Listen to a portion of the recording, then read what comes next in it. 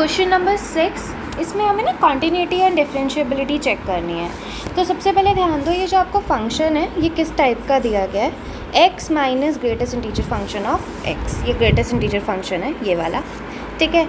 तो अब देखो, सबको पता है ग्रेटेस्ट इंटीजर फंक्शन का ग्राफ हम सबको पता है कैसा होता है, एक स्टेप फंक्शन की तरह होता है, ठीक है। ये अगर आपका ओरिजिन है, दिस इज़ 1 2 3, तो क्या होगा 0 से 1 के लिए it will give you 0 value, बस 1 पे 1 देगा। तो यहाँ पे हम एक सर्कल बनाते हैं and then this is 1, this is 2, फिर 1 से 2 के लिए इस तरीके से वैल्यूज़ देगा, 2 से 3 के लिए ये वैल्यूज़ देगा। ऐसे इसके लिए नेगेटिव भी चलता है, नेगेटिव में भी ये स्टेप वाइज चलता रहता है। इफ़ दिस इज़ -1, सो यहाँ से -1 तक के लिए इट इज़ लाइक दिस, ठीक है।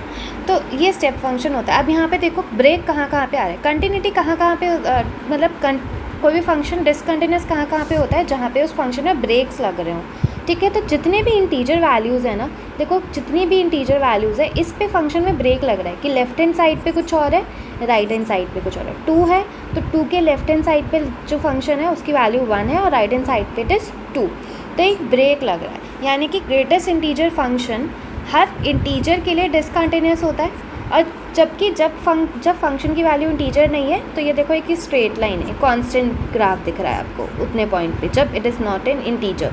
तो उस यहाँ पे कोई भी पॉइंट हो, उसके राइट पे लेफ्ट पे आपको सेम ही जगह पे एक कांस्टेंट लिमिट दिखती हुई दिखाई देती है, और उसकी फंक्शन वैल्यू भी वही है। तो ये जो आपका ग्रेटेस्ट इंटीजर फंक्शन है, this is continuous for every x belonging to real number minus integer, मतलब इंटीजर्स के अलावा कोई भी रियल नंबर हो, और discontinuous for every x belonging to set of integers. So basically अब आपका दूसरा फंक्शन, मतलब जो आपका दूसरा पार्ट है वो क्या है, x f(x) इक्वल टू, मतलब g(x) इक्वल टू x, आप इसको g(x) ले लो और इसको h(x) ले लो, ठीक है। और ये तो एक always polynomial function, continuous function है, लीनियर फंक्शन है for every x belonging to r। So by algebra of limits, या आप देखो तो ये कहाँ कहाँ पे डिसकंटिन्यूस या कंटिन्यूस होगा। डिफरेंशिएबिलिटी पे तो जब किसी, देखो जब ये इंटीजर्स पे कंटिन्यूस ही नहीं है तो डिफरेंशिएबल क्यों होगा। तो पहले हम कंटिन्यूटी को ही देखते हैं। तो यहाँ पे हम लास्ट के 2 क्वेश्चंस पर आते हैं। यहाँ पे लेगा continuous for positive integral values of x, हो ही नहीं सकता क्योंकि ग्रेटेस्ट इंटीजर फंक्शन ही नहीं है, तो इन दोनों का डिफरेंस भी नहीं हो सकता। सो बेसिकली जो f(x) हो गया, x minus greatest integer function x, ये भी डिसकंटिन्यूस होगा for every x belonging to integers के लिए, ठीक है। और x अगर इंटीजर नहीं है, नॉन इंटीजर फंक्शन है, तो इट विल बी कंटिन्यूस। तो ये क्वेश्चन का आंसर हो जाएगा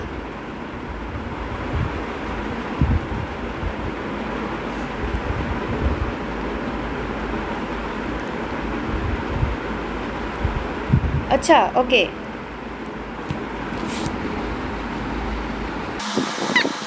इस क्वेश्चन का आंसर, अच्छा ओके, देखो लास्ट वाले दोनों ऑप्शंस तो करेक्ट, मतलब इसमें से हमें continuous for every integral values, ये तो करेक्ट नहीं है। इंटीग्रल के लिए तो डिसकंटिन्यूस है, और discontinuous for non integral values ऐसा नहीं हो सकता, नॉन इंटीग्रल वैल्यूज़ के लिए तो ये कंटिन्यूस है। तो ये दोनों ऑप्शंस तो गलत हो गए, ये आंसर्स तो नहीं हो सकते। ऊपर आते हैं, f(x) इज डिफरेंशिएबल। अच्छा देखो यहाँ पे देखो, अगर हमने क्या बोला, ये इंटीजर वैल्यूज़ के लिए डिसकंटिन्यूस है। अब सिंपल सी बात है, अगर कोई फंक्शन किसी जगह पे कंटिन्यूस ही नहीं है तो वो डिफरेंशिएबल तो हो ही नहीं सकता ना। ये कंटिन्यूटी तो नेसेसरी कंडीशन है डिफरेंशिएबिलिटी के लिए। तो ये वाली चीज़ हमारी, इन्होंने बोला है ना f(x) is differentiable for positive integral है, तो ये गलत हो गई, लास्ट के 2 भी गलत हो गए। तो अब बस ये बी वाला ऑप्शन बचा है कि जब वो किसी इंटीजर पे कंटिन्यूस ही नहीं है तो वो डिफरेंशिएबल कैसे होगा। So not differentiable for positive integral values of x।